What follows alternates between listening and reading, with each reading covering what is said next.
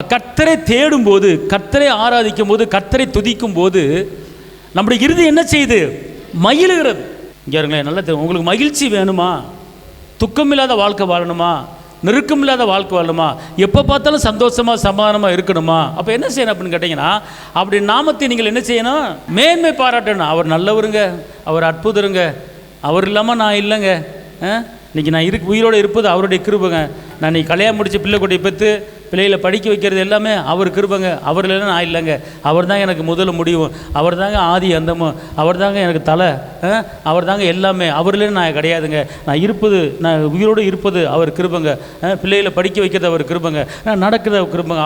அவர் தாங்க மீட்பார், அவர் தாங்க ரட்சகர், அவரை போல தெய்வம் அப்படி சொல்லி நீங்கள் என்ன செய்யணும்? நீங்கள் கர்த்தரை என்ன செய்யணும்? மேன்மை பாராட்டணும்.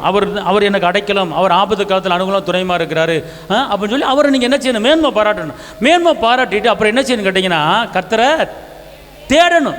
என்ன செய்யணும்? தேடணும். இதை நீங்கள் பண்ணிட்டீங்கன்னா நீங்கள் வந்து கவலையே பட மாட்டீங்க. கவலை எதுக்கு? ஒரு மனுஷனுக்கு கவலை எப்படி வருது? எதனால் கவலை வருது?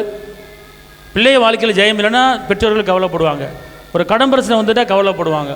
அப்போ இந்த கவலைகள் வராமல் இருப்பதுக்கு நாம் என்ன செய்யணும் கேட்டிங்கன்னா, அவர் நாமத்தை என்ன செய்யணும்? பிரஸ்தாவப்படுத்தணும். அவரை என்ன செய்யணும்? தேடணும். தேடும்போது அவர் நமக்கு பக்கத்தில் வந்துடுவார்.